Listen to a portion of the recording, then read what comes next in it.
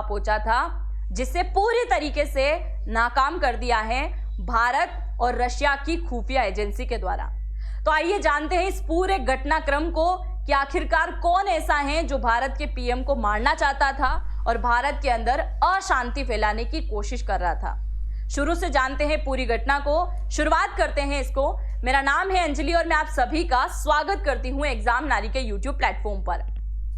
सबसे पहले आप जरा यहां पर देखिए, ये जो आपको फोटो दिखाई दे रहा है, ये फोटो है एससीओ समिट का। मैं आप सभी को बता दूं कि 27 अगस्त से लेकर 31 अगस्त तक पीएम मोदी भारत के अंदर नहीं थे। आप सभी जानते हैं कि पीएम मोदी पहले जापान की आधिकारिक यात्रा पर जाते हैं और वहीं से सीधा चाइना पहुंच जाते हैं एससीओ समिट में भाग लेने के लिए। और इस एससीओ समिट के अंदर 3 बड़े देशों के 3 बड़े लीडर यहां पर मिलने वाले थे। जो बात एक शख्स को बिल्कुल हजम नहीं हो रही थी और वो था अमेरिका का राष्ट्रपति डोनाल्ड ट्रंप।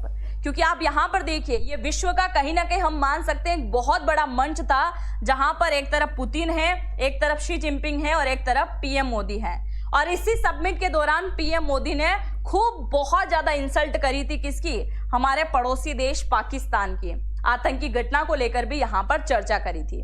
अब हुआ क्या था, एससीओ समिट में जब पीएम मोदी वहां पर पहुंचे तो इसकी जानकारी मिलती है कि पीएम मोदी को मारने की साजिश रची जा चुकी है और इसका पता लगाया जाता है भारत और रशिया की खुफिया एजेंसी के द्वारा। और इसकी जानकारी जैसे ही चाइना की खुफिया एजेंसी को पता चलती है तो उनके हाथ पैर फूलना शुरू हो जाते हैं। और उसके पीछे की वजह यह है कि अगर पीएम मोदी चाइना में रहते हुए अगर कोई घटना हो जाती, उनके साथ कुछ हो जाता, तो शायद भारत और चाइना के रिश्ते जो बहुत बुरी तरीके से पहले से ही बिगड़े हुए थे और अब कहीं ना कहीं सुधरना शुरू हुए हैं, वो वापस बुरी तरीके से बिगड़ सकते थे। तो यहाँ पर चाइना की खुफिया एजेंसी के हाथ पैर फूलना भी शुरू हो गए और लाजमी भी था कहीं ना कहीं। जैसे ही इसके बारे में रशिया के पुतिन को पता चलता है तो पुतिन के द्वारा पीएम मोदी को बुलाया जाता है कि आप मेरे साथ में मेरी गाड़ी में बैठेंगे, मुझे आपसे कुछ बात करना है। और शायद ऐसा पहली बार होता है कि पीएम मोदी अपने प्रोटोकॉल को तोड़कर किसी देश के लीडर की गाड़ी में जाकर बैठते हैं।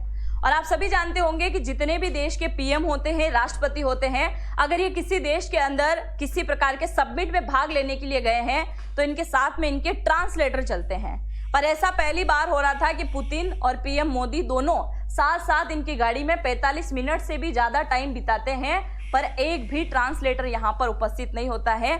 शायद उसी समय यह पूरी की पूरी घटना को लेकर चर्चा हो रही होती है और पूरी दुनिया में इस बात को लेकर पहले चर्चा हो चुकी थी कि पीएम मोदी और पुतिन जब साथ साथ में बैठ के 45 मिनट तक बात करते हैं तो ये दर्शाता है कि भारत और रशिया की दोस्ती कितनी ज्यादा गहरी है, कितनी ज्यादा घनिष्ठ है। अब इन दोनों का बैठना कब होता है, 31 अगस्त को। और जिस व्यक्ति को भेजा गया था पीएम मोदी को मारने के लिए, उस व्यक्ति की हत्या भी कब हो जाती है। हम मान सकते हैं कि उस व्यक्ति की हत्या हुई होगी या किसी और व्यक्ति के द्वारा कुछ न कुछ ऐसा किया गया होगा जो खुद ही वो मरने पर मजबूर हुआ होगा। यानी कि 31 अगस्त को जिस दिन ये दोनों कार में बैठ के बात करते हैं, उसी दिन उस व्यक्ति की मृत्यु की खबर आ जाती है, जो व्यक्ति पीएम मोदी को मारने के लिए आया हुआ था और भारत के अंदर अस्थिरता फैलाने के लिए आया हुआ था। और इसी प्रकार की न्यूज जो है अभी हाल ही में निकल के आती है। आज है 25 तारीख और मॉर्निंग में 11:30 बजे एक न्यूज निकल के आती है। न्यूज कुछ इस प्रकार की कि भारत और रशिया ने पीएम मोदी को मारने की CIA की साजिश को नाकाम कर दिया है। CIA क्या है, तो यह अमेरिका की खुफिया एजेंसी है जो कि वर्ल्ड में बहुत ज्यादा कुख्यात है। कुख्यात किस लिए है, कुख्यात इसलिए है कि ये CIA एक ऐसी खुफिया एजेंसी है जो अमेरिका के इशारे पर कई सारे देशों के अंदर सरकारें गिरा चुकी हैं, तख्ता पलट कर चुकी हैं, कई सारे देशों के बड़े बड़े लीडर की हत्या तक करवा चुकी हैं और इसके साथ ही 2 देशों में आपस में झगड़ा लगाने का काम तक ये करवा चुकी है। इसलिए मैंने यहाँ पर कुख्यात बोला है। और यही CIA खुफिया एजेंसी इन दिनों दक्षिण एशिया में कुछ ज्यादा ही एक्टिव है और इसी एक्टिवनेस का उदाहरण आपने आस पड़ोस के देशों के अंदर देखा होगा। अब CIA का कहीं ना कहीं हम बोल सकते हैं कि उसका भी यहाँ पर एक बड़ा प्लान रहा हो। ढाका के अंदर अमेरिका का एक सैन्य अधिकारी यहाँ पर पहुंचता है और उसकी यहाँ पर मृत्यु हो जाती है। अभी आप देखिए इसका लोगो है, कहीं ना कहीं आपको दिखाई दे रहा होगा। सेंट्रल इंटेलिजेंस एजेंसी इसको कहते हैं, जो कि कहाँ की है, ये अमेरिका की है। अब यहाँ पर देखिए, भारत के अंदर अशांति फैलाने की साजिश कहाँ से की जा रही थी, बांग्लादेश में बैठ के की जा रही थी। बांग्लादेश को अगर हम जूम करके देखें तो ये कुछ इस प्रकार का दिखाई देगा, और बांग्लादेश का एक बहुत बड़ा शहर, हम बोल सकते हैं राजधानी क्षेत्र है ढाका। ढाका के अंदर एक होटल है जिसका नाम है वेस्टर्न होटल। इसी वेस्टर्न होटल के अंदर उस शख्स की मृत्यु हो जाती है। मृत्यु होती है उससे पहले, उसका फोटो दिखाऊं मैं आपको यहाँ पर, उससे पहले मैं आपको एक जानकारी याद दिलाना चाहूंगी, जो कि मैंने कुछ समय पहले भी आपको बताया था। शायद आज से मेरा 5वां 8वां वीडियो अगर आप उठा के देखेंगे तो शायद उसके अंदर आपको मिल जाए। मैंने आपको बताया था कि अभी हाल ही में अगस्त के महीने में अमेरिका की कई सारी आर्मीज, यानी कि 150 से भी ज्यादा आर्मी के मेंबर कहाँ आ पहुंचे हैं, बांग्लादेश के अंदर आ पहुंचे हैं। और जैसे ही ये बांग्लादेश के अंदर आते हैं तो भारत की आर्मी भी वहां पर पहुंच जाती है, और जब उनसे सवाल जवाब किया जाता है तो उनका जवाब ये रहता है कि हम तो बांग्लादेश के सैनिकों को क्या करने आए हैं, ट्रेन करने आए हैं, उनको ट्रेनिंग देने आए हैं। अब मेरा सवाल यहाँ पर यह है कि अचानक से अमेरिका को बांग्लादेश के सैनिकों की चिंता कैसे हो गई, अचानक से अमेरिका को इस बात की कैसे याद आ गई, जो हथियार बांग्लादेश के पास में उपस्थित ही नहीं है, उन हथियारों को लेकर क्यों ट्रेनिंग देना चाह रहा है अमेरिका, और आखिरकार ट्रेनिंग देके वो कौन से देशों के साथ में लड़ाने की तैयारी कर रहा है। अब आप बोलोगे कि वो उस समय आए थे, उसका इस घटना से क्या लेना देना है, उसी घटना से सब कुछ लेना देना है, क्योंकि अभी भी अमेरिका के द्वारा यही कहा जा रहा है कि ये जो सारे 150 से भी ज्यादा अमेरिका के यहाँ पर आर्मी मेंबर पहुंचे थे, उन्हीं के साथ में ट्रेन करने वाला एक व्यक्ति पहुंचा था, उसी की रहस्यमय यहाँ पर मृत्यु होती है। ये जो शख्स आपको दिखाई दे रहा है, इसको लेकर सोशल मीडिया पर चर्चाएं हो रही हैं कि ये वही शख्स है जो पीएम मोदी को मारने के लिए आया था और भारत के अंदर अशांति फैलाने के लिए, सरकार गिराने के लिए, तख्ता पलट करने के लिए, प्लानिंग बनाने के लिए आया हुआ है। और इसी व्यक्ति के इशारे पर भारत के अंदर कुछ न कुछ घटनाएं हो सकती थी। इस व्यक्ति का अगर हम नाम की बात करें तो टेरेनस अर्वल जैक्सन इसका नाम है, जो कि अमेरिका के स्पेशल फोर्स का ही एक अधिकारी है। इसकी 31 अगस्त को मृत्यु हो जाती है, जिस समय पुतिन और मोदी दोनों 31 अगस्त को चाइना के अंदर अपनी कार में बैठ के चर्चाएं कर रहे होते हैं। अब यह सुनने में आता है इस व्यक्ति की जो मृत्यु हुई है वो इसकी ड्रिंक के अंदर एक पोलोनियम केमिकल, यानी कि एक प्रकार का पॉइजन मिला दिया था, जिस वजह से इस शख्स की क्या हो गई है, मृत्यु हो गई है। अब जैसे इसकी मौत होती है तो उसके बाद में ढाका की पुलिस कुछ न कुछ कार्रवाई कर सकती थी, बांग्लादेश की आर्मी सीआरपीएफ कुछ न कुछ कर सकती थी, पर इन लोगों को इसको छूने तक नहीं दिया, इसके सामान को भी टच नहीं करने दिया, बांग्लादेश की मीडिया को भी कवर नहीं करने दिया, इंडिया की मीडिया को भी कवर नहीं करने दिया। और हम बोल सकते हैं कि अमेरिका की ही जो एम्बेसी के लोग हैं वो यहाँ पर आते हैं और वो इसकी डेड बॉडी को लेकर जाते हैं। इसके साथ में कई सारे बड़े बड़े सूटकेस होते हैं, उन्हें भी टच नहीं करने दिया जाता है और वो सूटकेस भी यहाँ से लेकर चले जाते हैं, और उसके बाद ये खूब ज्यादा चर्चा का विषय बन जाता है। और ये लगातार भारत के कई सारे न्यूज चैनल में भी आपको देखने को मिला होगा। अब आप यहाँ पर थोड़ी सी लाइन पर गौर कीजिएगा जो यहाँ पर मैं आपको बताने जा रही हूँ। देखिए, अमेरिकी अधिकारी की मौत को लेकर सनसनीखेज दावा किया जा रहा है। ऑर्गेनाइजर की रिपोर्ट में अमेरिकी सुरक्षा अधिकारी की मौत को लेकर आशंका जताई गई है कि क्या अमेरिका अधिकारी को भारत और प्रधानमंत्री मोदी को निशाना बनाने के इरादे से ढाका के अंदर तैनात किया गया था।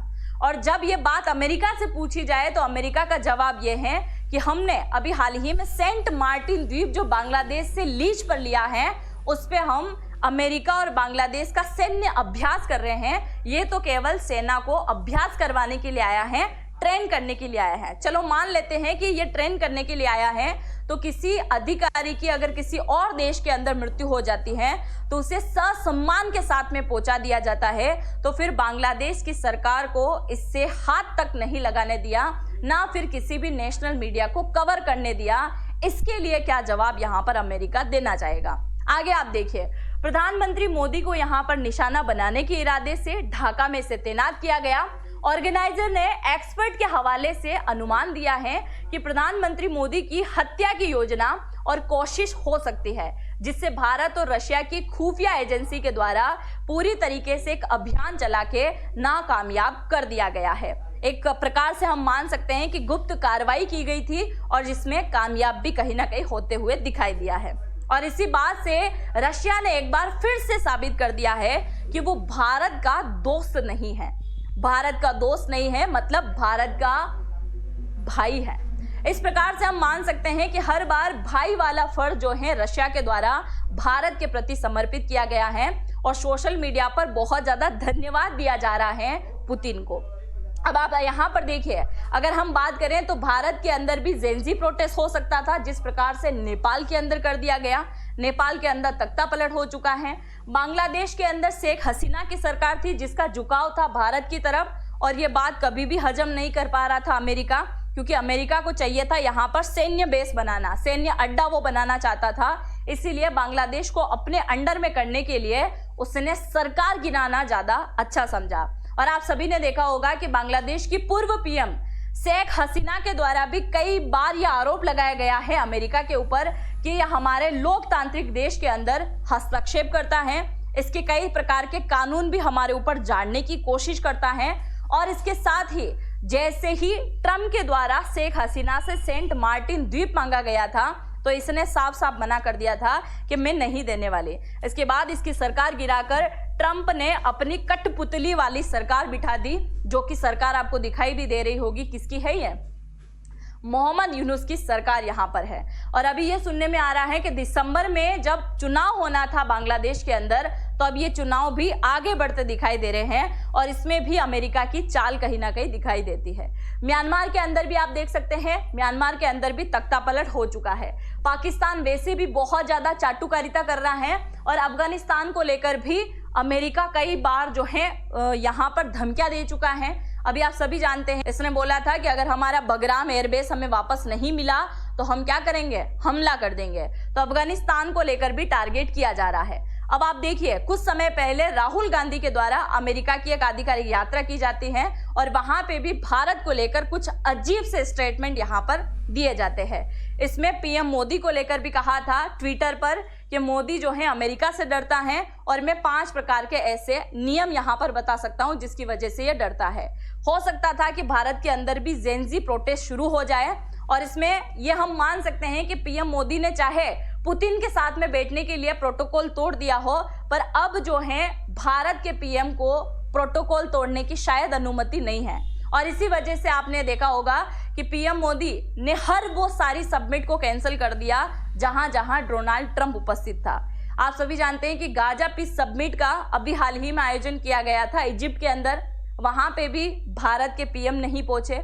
अब कुछ दिन बाद जो है एक नए प्रकार की आसियान सबमिट होना है, उसके अंदर भी डोनाल्ड ट्रंप आने वाला है पर पीएम मोदी नहीं पहुंचने वाले हैं। और ऐसी कई प्रकार की सबमिट को कैंसिल कर दिया गया। कैंसिल करने का अर्थ ये नहीं है कि भारत का पीएम कहीं ना कहीं डर के बैठा हुआ है, बल्कि ये है कि भारत की जो भी सुरक्षा एजेंसी है, भारत का जो सुरक्षा गार्ड है, वो इस बात को लेकर परमिशन नहीं देता है। जहां पर पीएम को खतरा है वहां पर जाने की पीएम को अनुमति नहीं दे सकता, वो प्रोटोकॉल तोड़ने की अनुमति भी बिल्कुल नहीं देता है। तो इसी बात को लेकर यहाँ पर सारी बातें हो रही है। आप सभी जानते हैं कि अमेरिका का ट्रंप जो एक तरफ ये बयान देता है कि भारत का मैं बहुत अच्छा चाहता हूं और भारत मेरा काफी अच्छा मित्र भी है, और दूसरी तरफ ये भारत के विरोधी बयान देता है।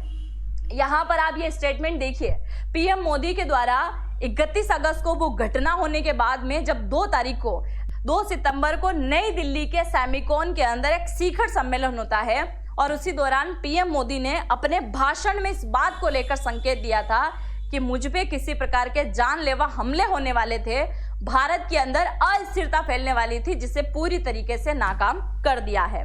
यहीं पर पीएम मोदी ने कहा था कि मैं अभी हाल ही में जापान और चाइना का आधिकारिक दौरा करके आया हूं, और जैसे इन्होंने इस बात को कहा कि आधिकारिक दौरा करके आया हूं, लोगों ने तालियां बजाना शुरू कर दिया था।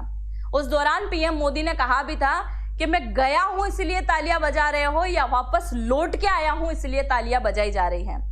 और उस समय शायद किसी ने नहीं सोचा होगा कि इसके पीछे किसी प्रकार का मैसेज देने की कोशिश की जा रही है, या फिर पीएम मोदी यहाँ पर कुछ बताने की कोशिश कर रहे हैं। और ये बहुत ज्यादा वायरल वीडियो भी है, कहीं ना कहीं आपने भी इंस्टा पे इसको जरूर से देखा होगा। आगे आप देखिए, भारत को अस्थिर करना चाहता है अमेरिका। डोनाल्ड ट्रंप पिछले कुछ महीने से लगातार भारत के विरोधी बयान दे रहा है, पाकिस्तान की बहुत ज्यादा तरफदारी कर रहा है और इसी के चलते भारत के पीएम के लिए कठिन माहौल बनाने वाली राजनीति की बयानबाजी तक रेडी कर दी है।